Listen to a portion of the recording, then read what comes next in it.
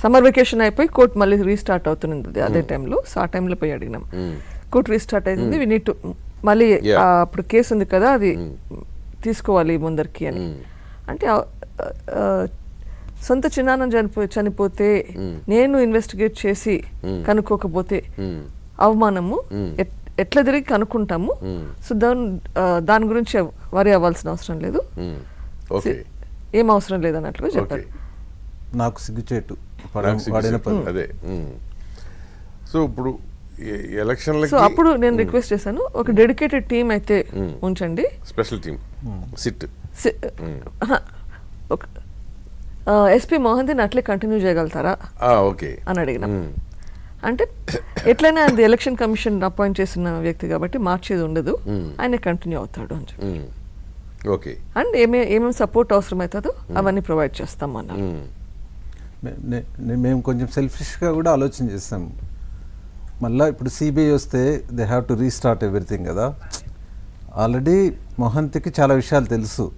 కరెక్టే, నేను చెప్తాను, మీరు అది తర్వాత చెప్తారు. కానీ ఈ పోలింగ్కి రిజల్ట్కి మధ్యలో ఉన్న 1.5 month అప్పుడు మీరు సొంతంగా కొంత సమాచారం సేకరించి ఉంటారు కదా?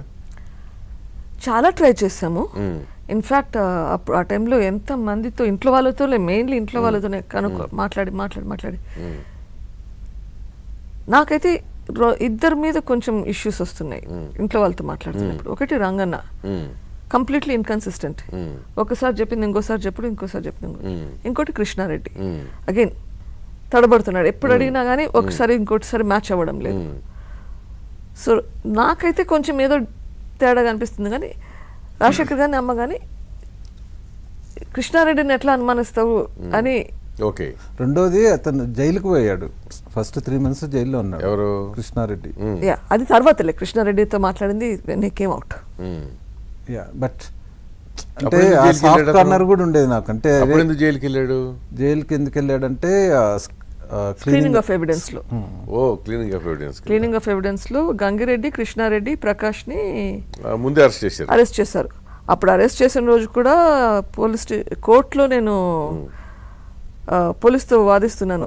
డిఎస్పీ నాగరాజు తోటి గొడవ పెట్టుకుంది, చెప్పింది ఈయన కదా, ఈయనని అరెస్ట్ చేయాల్సింది, నువ్వు అక్కడ వాళ్ళని అరెస్ట్ చేసి ఏం ప్రయోజనం అని చెప్పి గొడవ పెట్టుకున్నాను. పక్కన పెట్టుకొని ముందు ఈయన అరెస్ట్ చేయండి, నన్ను అరెస్ట్ చేయండి, తప్పు చేసింది ఇతను, వాళ్ళని అరెస్ట్ చేస్తే ఎట్లా అని కోర్టులో పోలీస్ స్టేషన్ లేదు, కోర్టులో ముందర కోర్టు నుంచి వచ్చారు, కోర్టు బయట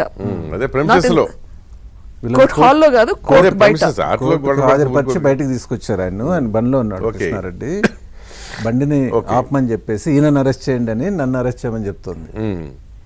సో మీకు అప్పటి వరకు అయితే నో క్లూ, ఏది సొంత మనుషులే చేయించారు అనే దగ్గర నో క్లూ. సో జగన్ వచ్చింది, ఫస్ట్ జగన్ కలిసినప్పుడు అతను ఇట్లా చెప్పాడు, అప్పటికేమన్నాడు నాకు అవమానం, it is insult my government అన్నట్టుగా. సో మళ్ళీ తర్వాత ఇంకోసారి కలిసినట్టున్నారుగా, అంతేనా? 2-3 times వాళ్ళ ఇంటికి అయితే వెళ్ళాను, ఎందుకంటే నేను అప్పుడప్పుడు విజయవాడకి వెళ్ళేదాన్ని ఏదో ఒక meeting meeting, mostly non medical, 1 or 2 medical ఉన్నాయి కానీ మోస్ట్లీ నాన్ మెడికల్. దీని గురించి డీజీపీని కలవడానికి రెగ్యులర్ గా వెళ్తుండేదాన్ని. ముందు ఠాకూర్ గారిని కలిసాను, సావంగ్ గారిని కలిసాను. సో రెగ్యులర్ గా వెళ్తున్నాను. అప్పుడు వీలైతే కలుద్దామని పోయేదాన్ని, కానీ ఎప్పుడు దీని గురించి మాట్లాడలేదు స్పెసిఫిక్ గా.